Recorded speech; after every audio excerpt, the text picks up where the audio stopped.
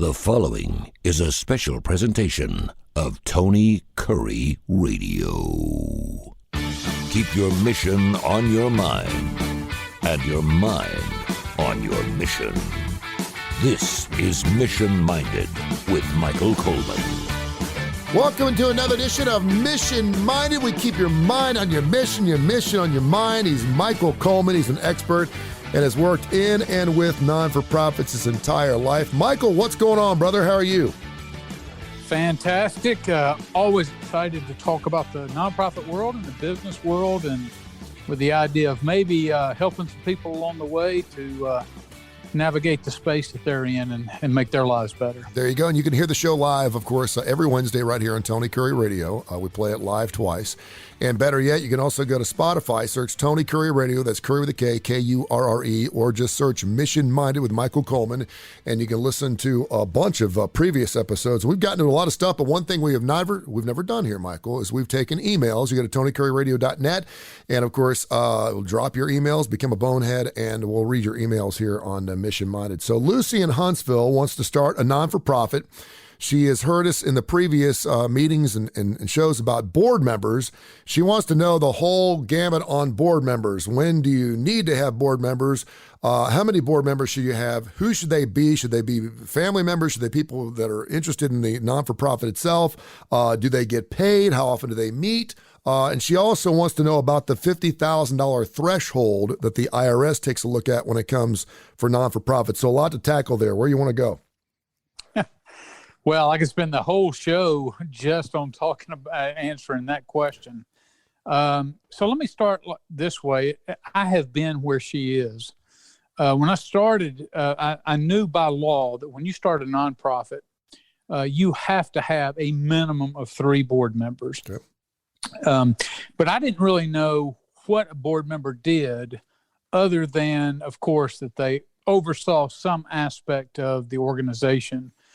So I ended up going to about 5 of the closest people that I knew and explained my idea to them, explained my business plan to them, explained what impact I wanted to make in the community, and shared that vision with them. And those who I felt like could bring something to the table that were equally passionate, or at least were very interested in helping me move this idea forward, were people that I wanted to bring in, people that I trusted. Now, what was interesting that I found out was, even though I had some wonderful friends who came alongside of me and supported me, at that time it was really a good choice because we were doing our bylaws and doing all our policy letters, and these were all people who were dot the I and cross the T people. Yeah. And that's not my strength. My strength is more the big ideas and vision, casting, and those kind of things. And so I can do it when I have to, but it's just not my strength. So I surrounded myself with people who were supplementing for my weaknesses. Now, here's where later on down the line it became a little problematic, because as wonderful as these people were, I really didn't understand the importance of the fundraising aspect and their influence in the community that I've since grown to learn and appreciate. And so that's a different animal altogether. So I will tell you, the role of a board member by law is to ensure that the organization operates within the framework of its mission statement, that it maintains this fiduciary responsibility to make sure that behind the scenes, all of those things are happening, the money's being managed, and they actually take on a legal liability. I mean, the board can be sued along with the organization. So it is a job to be taken very seriously. However, what you ultimately, it may not be written in any sort of regulation, but when people say, what makes a good board member, I'll tell you 2 things: influence or affluence. And so what you want board people, obviously, to financially support you and to invest of their own means. And so you'll have some people sometimes that can write huge check, but but maybe they can't write a big check. Maybe they're still raising their kids. Maybe they're a little bit on the younger side. They don't have all that disposable income. And so you're like, okay, well, what are they bringing to the table in which they can't? So they might have a specialty. For instance, they might be an accountant just starting out. And so they might be somebody that's your treasurer on your board, and they can utilize those special skills. But when I talk about influence or affluence, what I expect out of a board member is when I invite somebody on, I want to know, okay, maybe you can write a big check. And if you can, that's certainly needed. But if you can't write a big check, can you introduce me? Do you have the influence? Can you call people or text people and get me in front of them? So in other words, you don't have to sell the vision of the organization as a board member. I will do that. But what I need is for you to open up doors with people that trust you, and in essence, parlay that trust to me. And initially, I didn't understand that. I didn't appreciate that. I didn't really get it. But as time went on, I began to find that I have board members who may want to just get it on their resume. You have all sorts of motives, good and bad. That's why somebody wants to serve. So I would just really encourage you to vet your board members, make sure they're interested. I would require all board members to financially participate, although I wouldn't necessarily set a limit, although some organizations do. But I would make sure that they're invested enough. Otherwise, you as the director will be chasing down these board members, and they will be nothing but a headache to you along the way. Now, typically, and again, every non-for-profit is different, but typically, how often do board members meet? Well, they're required by law, if I'm not mistaken, to meet at least quarterly. Okay. Now, this last set of board members that I had met monthly. You'll have some that meet quarterly, but then have like committees who meet between the actual meetings. So I've seen it shaped and built out all sorts of different ways. The challenge for me was because I am somebody who's very progressive in wanting to move the organization forward. So with organizations that are pretty stagnant, it's not a big deal to meet every quarter because you really don't have a lot of new business. But I needed answers almost weekly of things I was adding, new collaborations, things I wanted the board to know, decisions I needed them to make. And so by the time I could get that in front of them at the board meeting, then they'd say, okay, we have to think about it. They'll give me an answer at the next board meeting. Well, that's 90 days from now. And we had moved on. I mean, I needed a board that was more responsive, who could handle things in a more timely manner. And I think it's go ahead. Go ahead. No, I think it's important too, because I mean, I've been asked to be a board member a couple of times because I have a son who's got special needs, and he's utilized a lot of other different non-for-profits to increase the happiness in his life. And because of that, people have asked me to be on their board, and I've been a little resistant to that because I wasn't sure exactly how much time was what it was going to take to make that happen. And I believed in what they were doing, but I could not commit to the time because I wasn't. So as a person who's asked to be on a board, what are some of the questions that you would ask a non-for-profit? Just ask them, how much time is it going to take, or what? Because I think a lot of people think just being on a board, you show up once a month and you just vote on some things and you go home, and it's just not the case. It's not, and the best board members do ask that question. Number one is that what's the financial requirement? And lots of times I'll say, well, there's no specific amount, but it is asked that you financially support that, whatever that is. And then they say, what's the time requirement? Because everybody's life is so busy, and I totally get it. That's why if you don't get somebody who is passionate about the subject, is not connected to them in some way, then it's very difficult to get them committed, because if they're passionate about it, they'll show up because they care. Yeah. If they're doing it just because it's a nice to have on my resume kind of thing, and I like the organization, but you may not be passionate about it, then it's a lot harder getting them involved. I will even tell you that some of the huge mistakes that I've seen in boards is just, hey, you want to get as an executive director, you want to get people who just agree with you. And you're going to have conflict with certain board members just because you've got a room full of different personalities. Some are going to be very risk averse. Others are going to be very bold. Some are going to want to take chances. Some are just, hey, let's make sure we're doing all this right. So you're going to be the rudder that guides that ship, and you should have the most influential, even though executive directors are not board members and they shouldn't be voting because to me it's a conflict of interest. You're turning over the ultimate decision-making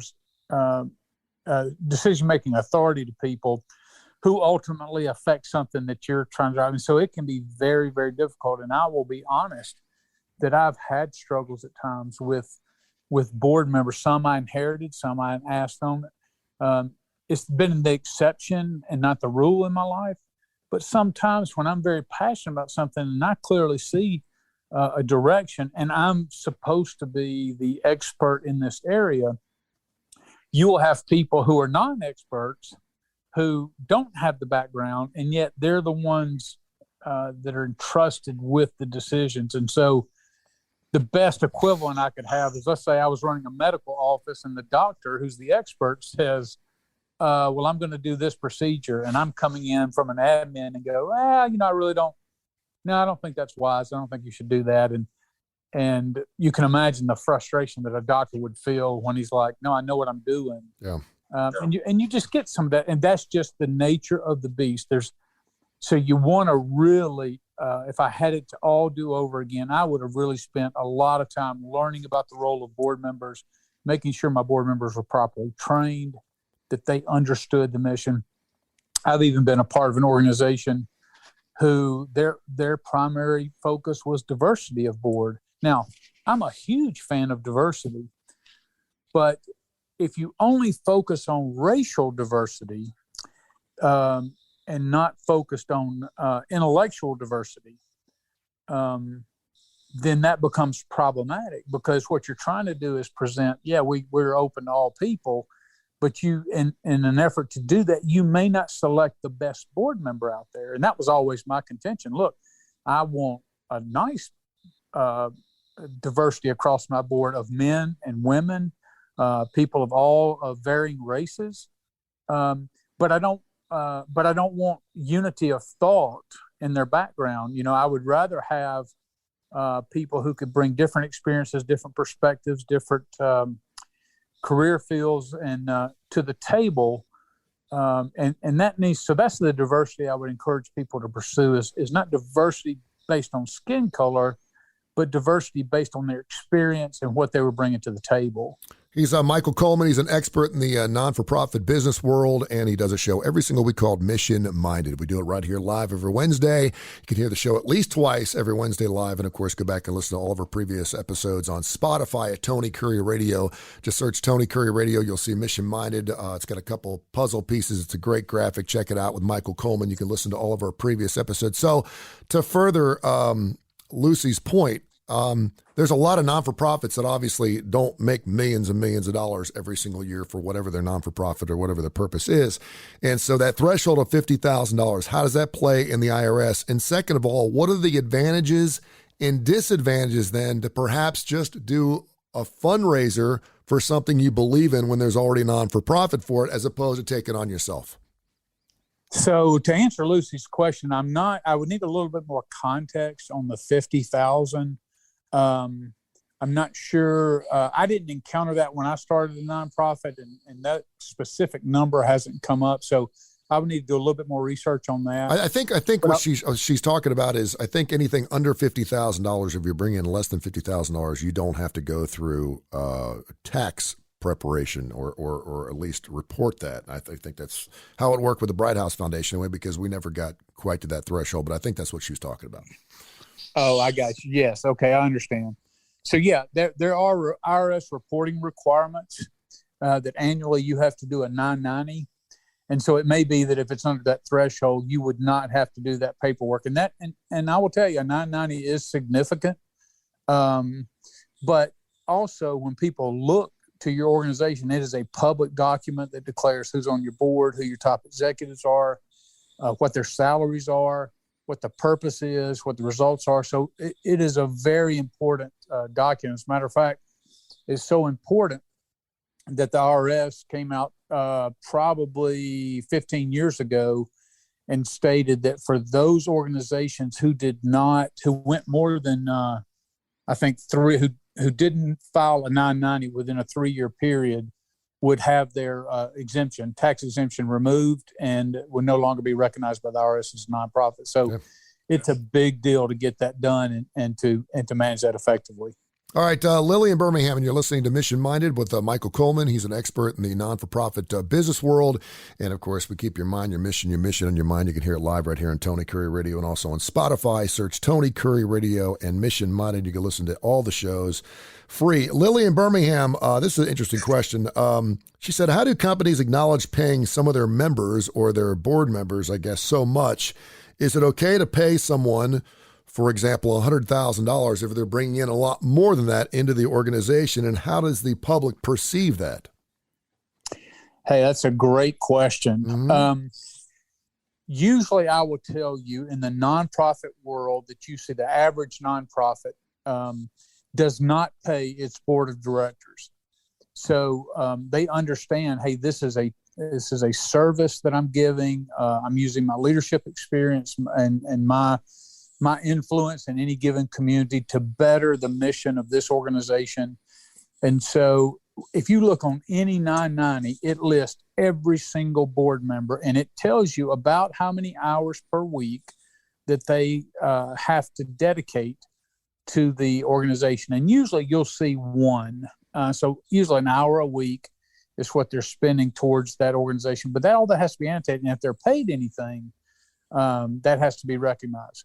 You just typically do not see that in the true nonprofit world. Now, what you see lots of times are corporate boards. They're not necessarily that are run by a board of directors, and they want influential people, and they are paid huge sums of money. Or maybe your larger, your national and international nonprofits. You want to get the movers and shakers out there, so they may offer them salaries. But that's really not something that the average nonprofit who's in your community and providing services. I remember, for example, they talk about people in government, and you may not be making huge sums of money, but I remember when Coleman Powell went back to civilian life from his government days. He retired from the military and, Secretary of Defense, all that kind of stuff. Secretary of State. And but he was on several boards and paid huge sums of money. Why? Because he was admired, he was recognized, and he brought influence and support to that organization. At the smaller level, you're not going to see that. You're not going to see now. At Jimmy Hale, it is the largest local nonprofit in the city. We don't pay our board of directors. And so that's just not the norm with service providers. You get up into the big things like Red Cross and international programs like that. That's where you're likely to come across that problem. There you go. Hank in Nashville wants to know, what's the best way to attract brand new donors through advertising? Does radio work? Does TV work? Do billboards work? And his big question is, do mailers work when it comes to attracting new donors? And of course, I've gotten a lot of things in the mail. And it's funny because once you start giving to one organization, you start getting mailers from everybody, which is how it works. But through your years of service, what do you find works best? That's a fantastic question. And the answer is all the above and none of the above. So it's not necessarily the method by which you use. For instance, let me explain. So I could send out a mailer just a bland mailer. And let's say I sent it to 10,000 people in Birmingham who had never heard of the Jimmy Hale mission. And it was just, hey, here's what we do. But if I sent out a flyer that shows somebody's life is transformed, in other words, I'm not just telling you about the organization, I'm showing you the impact on the community. So it's all about the messaging and much less about the way you contact them. So I've done radio, I've done TV, I've done direct mail, I've done billboards. I've done everything there is to do, and it's more about the messaging and how to bring this synergistic effort between all of those mediums to be able to get across your message. The bottom line is the donor has to view what you're doing as making a true impact on their community, and that it's that you're involved in changing lives, and it's something that they are willing to give their hard-earned money for to support. In other words, it speaks to one of their core values. And so you have to be able to link the values of what you're doing and why you're doing it and connect with their heart, because where somebody's heart is, the money's going to follow. And so that's it's just vital to understand. Now, I will tell you this as well. There is absolutely no doubt in today's world that if I was going after 20 and 30 and 40-year-olds, it wouldn't be through direct mail. Why? Because many of them don't even check their physical mail. Yeah. Everything is electronic. All their bills, they pay their bills online. But the 50, 60, 70, 80-year-old donors still write a check. They still read all the stuff in the mail because they have a lot more time with their life. They've raised their kids, their grandkids. So you send them a flyer, they'll read every bit of it. So when we send out our bulletins, we don't just ask for money. We're like, hey, here's what's going on, and we're inviting you to be a part of this dynamic, life-changing program. And so we get new donors all the time, some from our radio, some from our TV, some from our just online advertising, social media advertising. So don't focus so much on the medium as focus on your market. If you're going for a younger crowd, you would want to stay more digital. Going for the older crowd, they're less digital and more of the TV maybe, or more of the radio, things like that. But without an impactful statement of the difference that you're making, you're not going to have as great a success regardless of what medium you choose to deliver that message. It's a great show called Mission Minded with Michael Coleman. He's an expert in the field. He's worked in and with the non-for-profits his entire career. And, of course, we're taking your emails at TonyCurryRadio.net, TonyCurryRadio.net. Become a bonehead to drop your emails. And, of course, you can hear the show every Wednesday, twice right here on Tony Curry Radio Live, and also on Spotify. Search Spotify and look for Tony Curry Radio and the Mission Minded. You got it. Tom in Birmingham, this will be our final email. It's a great question. He said, what would Michael do if his biggest donor started showing up to meetings and trying to influence how things were working in our non-for-profit? Sticky situation there. I've seen this happen in athletics a lot when you have boosters. And we know that at Auburn and Alabama and wherever you have big time athletic boosters, sometimes they do influence the things that are built and made and done in an athletic institution. But this is a little different for non-for-profit. So how do you deal with that? Do you have a sit down with them first? Yeah, go ahead. Yeah, so I will give you a generic, and then I'll give you a real life case that recently happened to me. Okay. So let's say I have a $1 million donor. And so it's a lot of money. And with that, somebody who gives $1 million, just like they give to the sports programs, they expect to have a voice. And so I would give an extra amount of my time. I would do everything I could to appease them, with the exception of changing what I knew to be right. So let me give you an true story that I had a pledge for some reconstruction work that we were doing, and he wanted some input on the design, but the input he gave was very good. So I adopted it and I praised him for it.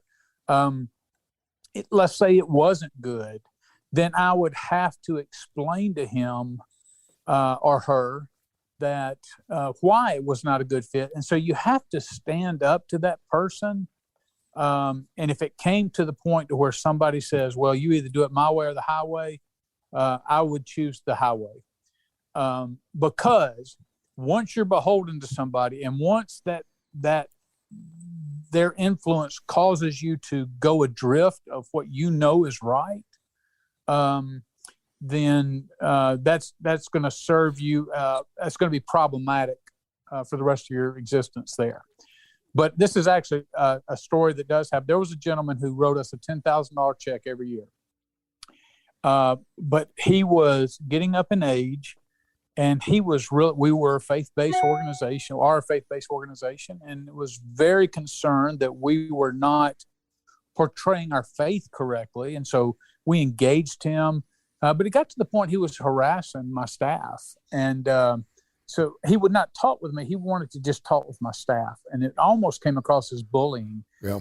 And so I engaged him through an email and asked to meet with him. That didn't go anywhere. So I sent him an email and said he was a local doctor, and obviously won't call his name. But I said, listen, you have been such a great supporter over the years, and we have valued your input, and I would like for it to continue. However, I can no longer allow you to bully my staff and to inject your view on what we should be. If that continues, I would encourage you to take your support and support another worthy organization. I hope you'll stay. I hope you'll choose to stay with us. But if not, I just wish you all the best moving forward. And that was the choice that I made. And it's one of those to where I knew that in my heart it was the right thing to do, and I could not compromise who I was or the organization that I was leading for the sake of dollars. Because once you give that up, you'll never get it back again. And how did it work out? Well, his year-long contribution is coming up, so we'll see if he chooses to renew. But here's the other thing. In my heart, I can rest at night knowing that I stood on principle, that I always try to find accommodations, knowing that you have some very eccentric people who are used to getting in their way. And so I listen, I try to inform, I try to bring them along. I try to just bring them in the process. But at the end of the day, I cannot let an outside person govern our mission, because it interferes with the board's role, it interferes with my role, and it interferes with me doing what I know is the right thing to do. And so if I have to waive large donors, if I have to push them aside for the good of the mission, ultimately it serves my clients to do so. Amen, brother. Michael Coleman, another edition of Mission Minded. Again, you can hear it live every Wednesday right here on Tony Curre Radio. We play it for you live, and you'll hear the first one. And then, of course, if you want to go back and listen to any of the previous episodes, and we've gotten into mission statements. We've gotten some really, really good stuff. And finally, some emails here. Keep those emails coming, TonyCurryRadio.net, TonyCurryRadio.net. Become a bonehead and just drop a line, and we'll read some more of those again next week. Michael, thank you so much, brother. We'll look forward to catching with you next Wednesday. Hey, Tony, let me say, I am so thankful for those listeners out there and for those emails. And so I really appreciate their time. And just please continue to keep them coming. I love it because I know that you're battling those real world things. And if there's anything Tony and I can bring to the table to help you navigate that, man, that's what we're here for. So thank you. This has been a special presentation of Tony Curre Radio.